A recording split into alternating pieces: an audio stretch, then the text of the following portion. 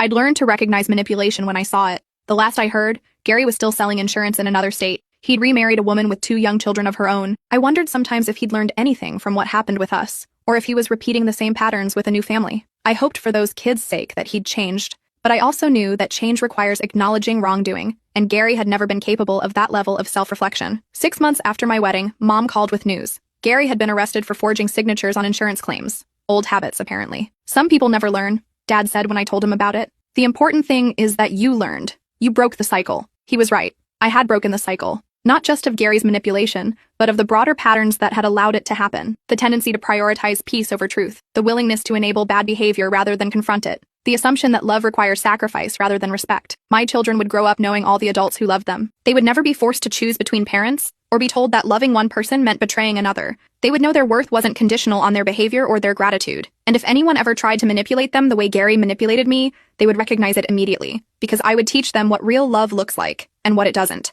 Sometimes the people who claim to protect you are the ones you need protection from. But sometimes, if you're lucky, the people who really love you will fight for you even when you don't know they're fighting. Dad fought for me for 12 years, and in the end, love won. Not the possessive, controlling love that Gary offered, but the real thing. The kind of love that wants what's best for you, even when it's hard. The kind of love that trusts you to make your own choices and supports you when you do. Gary tried to erase my father from my life, but he couldn't erase the love that connected us. In the end, that love was stronger than all his lies. And that's the most important lesson of all. Real love always finds a way.